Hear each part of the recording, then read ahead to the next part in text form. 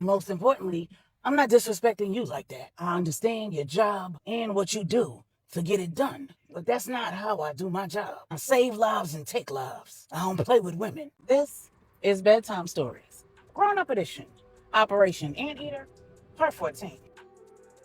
Child, when we left off, it was surprise after surprise at the round table. When Catherine finished telling all of the heads in training, right hands in general, of the shenanigans Sincere had attempted to get into in Japan, she segued right into the shenanigans that he'd gotten into in Maryland when he convinced Courtney to take him to have a sit down with her sister and her mother. Catherine had talked Courtney into going along with her crazy plan. And Courtney had failed to convince Natalia to go along with the plan too. But after Emmanuel Lopez called Natalia personally, she'd had a change of heart. And while Courtney, Natalia, and Miss Eugenia were in Natalia's office at her townhouse in Maryland, Sincere was in the living room, rifling through papers that Natalia had left on her coffee table. She'd clearly been working on something right before they'd arrived.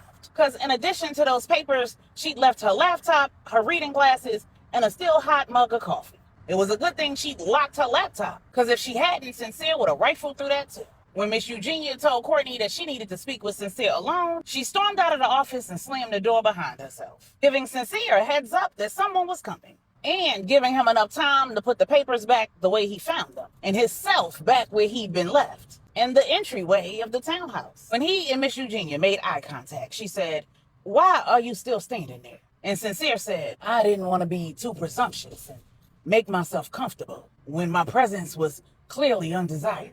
Miss Eugenia just rolled her eyes and said, "Follow me," and led Sincere into the kitchen. Inside, she said, "Have a seat. How do you take your coffee?" When Sincere told her, she poured him a mug and prepared it according to his specifications. Then she poured herself one and sat down at the table saying, "I like my coffee black, unaltered. And that's the same way I like my information. Straight up. No sugarcoating. Life is short, and I don't want to waste breaths on you that I might need on the back end. So how about you go ahead and tell me why you're really here and what the hell you want with my daughter?" Scratch that. With both of my daughters. In the other room, Courtney said, "Uh-oh, she got her claws out." Natalia asked, "What were you expecting?" And Courtney said, "I wasn't expecting anything less." Then she dug in her purse and pulled out a bottle of nail polish, handed it to Natalia and said, "So I need you to paint a finger on each hand. Now." Then she explained that the nail polish was just one of the goodies she had in her bag of tricks for this assignment. And all of those tools came courtesy of Rennie and Suki Tanaka. The nail polish changed colors when applied to a nail, allowed to dry, and inserted into a beverage that had been laced. As instructed, Natalia painted both of her pointer fingers, fanned them dry, while she and her sister air hustled on their mother's conversation with Sincere. Both women were trying their best not to laugh. Miss Eugenia was acting like their father, and Sincere was acting like a teenage boy who was being questioned by the father of a teenage girl about his intentions. Eventually, they heard Miss Eugenia say, "How is it that I'm having a conversation with a completely different man than the one I met in Miami?" And then Sincere actually started crying. Not boo-hoo crying, just an emotionally overwhelmed, "This is hard for me to share, I'm bearing my soul" kind of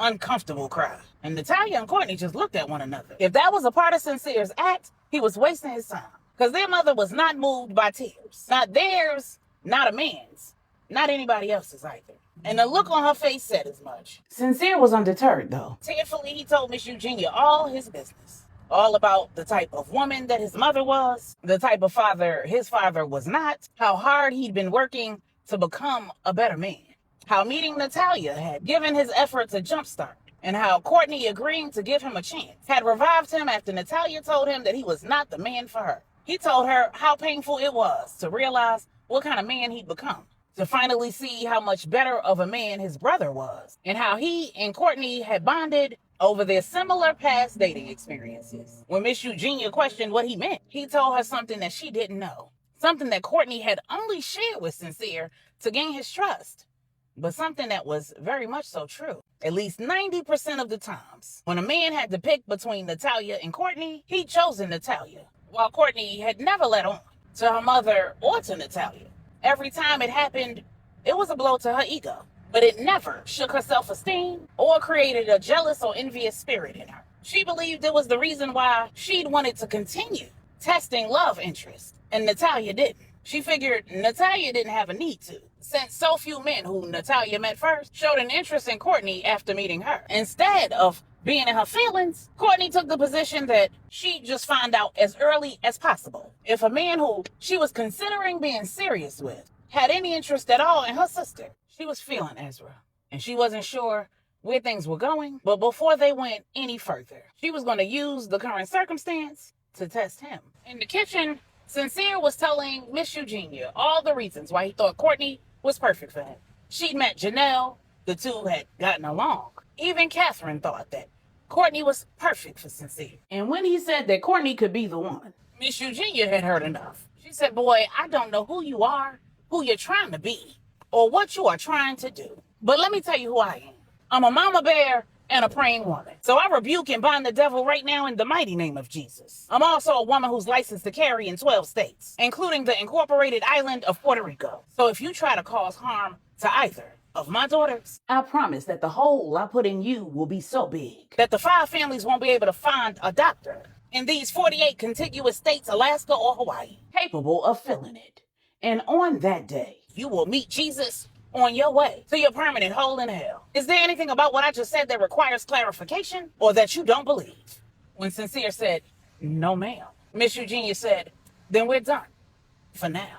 And Courtney and Natalia did not wait for an invitation. They rushed into the kitchen. Courtney said, "Well, Mom, we've got to go. Sincere has a meeting, but I promise to come over to visit again soon. As a matter of fact, we should go out and do something." Natalia said, "Courtney, we can't go out and do something." Courtney asked, "Why not?" Natalia asked, "Have you forgotten about the ongoing war?" Courtney looked at Sincere and said, "We had a fabulous time on the town last night. Sincere arranged it all. I'm sure that he can arrange for us ladies to go out shopping, have a little bite to eat. What you say, babe?" And Sincere, seeing an opportunity to impress Miss Eugenia, said, "Absolutely, I'll put the car in the backseat of the chauffeur car." Courtney asked Sincere about his conversation with her mother, and she was a little surprised when he was honest. She wasn't sure whether he suspected that the kitchen was under surveillance or whether he was being so forthcoming in furtherance of his ultimate plan. But whatever the case, the little shopping and meal trip was going to serve multiple purposes. When they got back to the safe house, she went into her room and called Ezra. When he answered, she said, "Hey, man." And per usual, he said, "Say, man." Then she said, "So you know who is going to call you to arrange another excursion. I need a huge favor. I need to see how he reacts to someone flirting with my sister." Ezra said, "That's a good idea. Who you want me to put on it?" Courtney said, "You. Out of all of the soldiers and lieutenants on this job, you're the only one with the swagger, the charisma, and a high enough rank that he might actually feel like he has some competition." Ezra said, "I'm not doing that. I'm not pressing another man's woman. I'm not playing games with your sister. Most importantly, I'm not disrespecting you like that. I understand your job and what you do to get it done, but that's not how I do my job. I save lives and take lives. I don't play with women. I'll be there to ensure that you all are safe. And if you want to see if Sincere is going to react to another man flirting with her, clue her in on the plan and get one of them soldiers who are on her detail to accompany her and her mother and be the one to do the flirting, because I ain't doing it." And Courtney was speechless. It had never occurred to her that Ezra would turn her down, or that those would be the reasons why he'd turn her down. She decided that there was more than one way to skin a cat. She and Ezra had never been out in public together. He'd never been to her place, and she'd never been to his. All they'd shared was phone conversations, text messages, and stolen moments. They'd spent nights and multiple days together, but only in secret locations, ducked off between assignments. And she was tired of being his unofficial sneaky link, of making herself available to him in every way that she could imagine, and being his in private and being single in public. So she was going to show him what it looked like when she was with a man, loud, live, and in color. She was going to put on a show when Sincere took her, her sister, and her mother on a shopping spree and out for a meal. And she was going to let him watch. And either he was going to flirt with her sister out of jealousy, or he was going to stake his claim. And when this assignment was over, their multi-year fling would become the real thing. She didn't want him to go and ask her father for her hand in marriage. She simply wanted to be invited over for dinner and to be able to invite him to join her at family gatherings, to be able to patronize a mall with him when this war was over, sit down for dinner at a restaurant, take a vacation. She just wanted to do the things that couples did because she was in love. And she had no idea how Ezra even felt about her. He'd complimented her, told her that he cared about her, laid down the rules of engagement. If she was with him, she was with him and only him. But he'd yet to say that he was all hers. And while initially she was willing to keep their affair on the low, her feelings had changed. And Ezra was going to have to pick a side. And if he didn't, she'd pick for him. She'd end the whole damn thing before she let this drag on for another year. Meanwhile, over at Natalia and Miss Eugenia's townhouse, the two women were discussing the outrageous situation. Before Courtney and Sincere left, Courtney had asked for both of their support. She'd said while the thing between her and Sincere was still new, she'd like to not have to worry about opposition from them while she saw where it went. And Sincere even suggested that when Saint came home, he and Courtney and Natalia and Saint go on a double date. So when Miss Eugenia and Natalia finished discussing their respective conversations with Courtney and Sincere, Miss Eugenia asked Natalia flat out what she was feeling and what she thought. And she was surprised when Natalia said, "I don't trust that man any further than I can throw him, but I trust my sister. She's an adult. She can decide for herself. She isn't under any delusions about who Sincere is. You were right when you said that when we were younger, we had men switch up on us, when they'd initially met one of us and later met the other. But what you probably don't know is usually they switched up on her, not me. If you ask me, I think that my sister and Sincere have bonded over their shared feelings of rejection. And while Sincere may not have been the one who was rejected by women between him and Saint, I think his mother's rejection was enough. Either way, only time will tell whether they're building something real or if they've connected because of a trauma bond." Over the next few days, Courtney visited Natalia and Miss Eugenia alone and several times with Sincere in tow. Each time, the women were a little less guarded, until finally at the end of the week, arrangements had been made to lock down and secure the outdoor shopping center that Sincere had taken Courtney to their first day in Maryland. It had cost him a pretty penny, and it had required lots of manpower, but he'd gotten it done, and Courtney had executed her plan. She'd had one of the lieutenants assigned to Natalia to be a little more friendly with her than he should have. And she'd clued Natalia in so that Natalia wouldn't have that man fired, or at the very least reassigned. Because while she was used to men coming on to her, she wasn't going to stand for any man being responsible for her security and having an inappropriate interest in her at the same time. She knew just how dangerous that could be. She'd been taught well by Big Nate. And while the lieutenant was flirting with Natalia, Courtney made it a point to be preoccupied with her mother, so that Sincere was free to have whatever reaction he was going to have and not be inhibited by her close proximity. Unbeknownst to him, a soldier was strategically placed with a hidden camera on his lapel that was aimed directly at Sincere, and he kept him in his sights so that he could capture every facial expression, change in body language, and where his eyes landed. After sufficient footage was gathered, Natalia followed the script. She did what anyone who knew her at all would expect. She pulled the lieutenant to the side, privately rebuked him, and had him switch out with someone else for the duration of the excursion. And additional footage was captured of Sincere's reaction to that. Then Courtney and Natalia switched out, with Natalia joining Miss Eugenia and Courtney joining Sincere. And then the second phase of her plan was in motion. She was going to let Ezra see her, all cozied up and comfortable with Sincere. She was going to use her lapel camera to capture all of his reactions. She'd review all of the footage later on, dissect it frame by frame, draw both professional conclusions and personal assumptions, and then move accordingly along both avenues. Courtney had put on the show of a lifetime, and Sincere had ate it all up. She was babying and sweethearting him to death. They were holding hands, exchanging soft touches, long looks, sneaking kisses when her mother and sister weren't looking. But she saw that Ezra was. She made a point not to look his way too often, just enough to ensure that he was in the view of her lapel camera. Later that night, when Sincere and Courtney got back to the safe house, Sincere asked her how she thought the day had gone.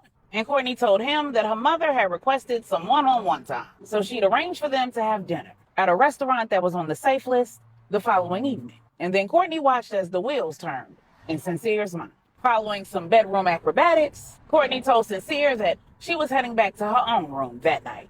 She was exhausted, and that was going to be the only way she was going to actually get some rest. But the truth was that she was itching to review that video footage of Ezra's reaction to her pretend relationship with Sincere. She would also review the footage of Sincere's reaction to the lieutenant flirting with Natalia. But her own situation was the priority. And when she was done analyzing and reanalyzing the video footage of Ezra, she was annoyed, confused, and no closer to finding out how he really felt about her, or how seeing her with Sincere had impacted him. So she decided to do the only thing she could. She called him.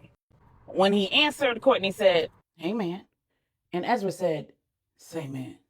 Then Courtney asked, "You good?"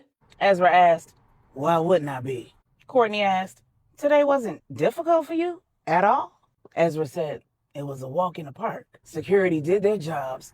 No threats were detected, and the civilians made our jobs easy. What exactly was I supposed to find difficult?" Courtney said, "Never mind. I'm tired.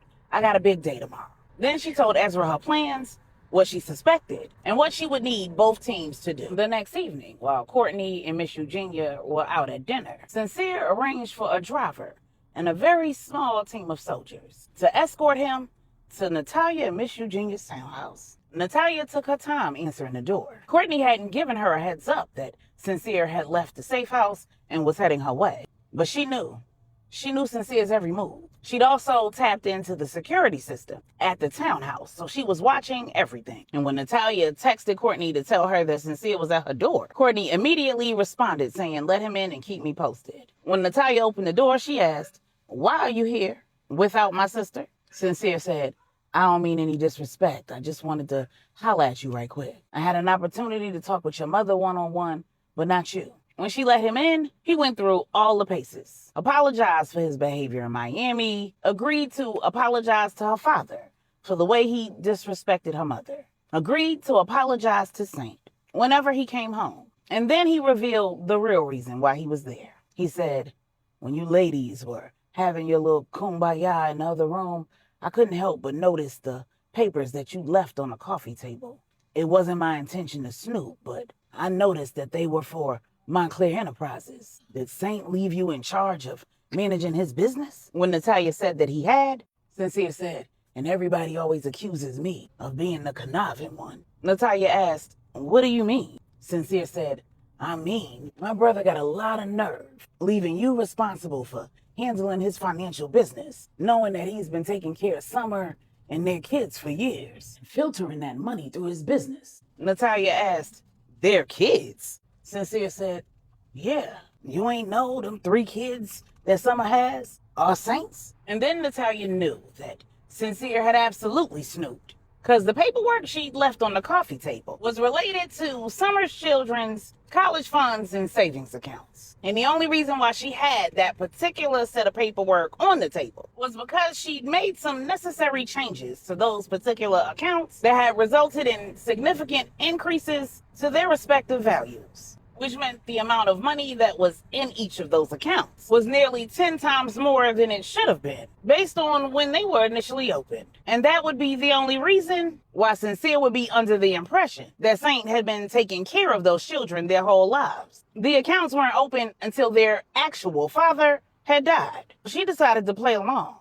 She said, "Sneaky bastard. I can't believe he would do something like that." She went back and got those papers and double-checked to make sure that the dates when the accounts were opened wasn't on them. Then she rushed back to the room and said, "The only thing not included on this paperwork is when these accounts were opened." And Sincere, who'd made them both drinks while she was out of the room, handed her one of them and said, "Of course not, because he wouldn't want you to be able to put 2 and 2 together. But I know for sure that he opened each one of those accounts the day that my nieces and nephew were born." When she took the cup that he offered, he put that same hand out while saying, "Like I said, I didn't snoop, but do you mind if I take a look at them?" Natalia handed him the papers, and while he perused them, she stuck a finger in her glass. Her nail immediately changed colors. And as soon as Sincere looked up to say, "You can tell by the amount of money in these accounts," Natalia threw the drink in his face and opened up a can of whoop behind, catching Sincere completely off guard and with his hands full. She hit him with all the jujitsu she knew. She quickly brought him to his knees and was beating him to a bloody pulp when the soldiers who were stationed in the viewing room came running into the living room. It took more than one of them to get Natalia off of Sincere's behind, because she was incensed at his audacity. Not only did he come there to make a false accusation against Saint, but he tried to drug her. And God only knew what he intended to do had she actually drunk the dang on drink. Natalia was cussing and fussing and kicking, while several soldiers focused on getting her out of the room. The others focused on getting him the hell out of her house. And once they got him outside, they quickly stuffed him back in the vehicle that brought him over to her house and told the driver to get his behind back to the safe house. One of the soldiers threw a wet rag and a dry towel in that back seat. And as the car drove off, Sincere used the camera on his cell phone to examine his injuries, because Natalia had tore his face up. He didn't know what happened, how it happened so quickly, and he definitely didn't know why it happened. But there was no doubt that it had happened. He tried to get the driver to take him back, but he'd refused. And having no choice but to go back to the safe house, Sincere decided that he should just go ahead and make good use of the wet rag and dry towel, because he was going to have some explaining to do. When Courtney dropped her mother back off at that townhouse and made her way back to the safe house,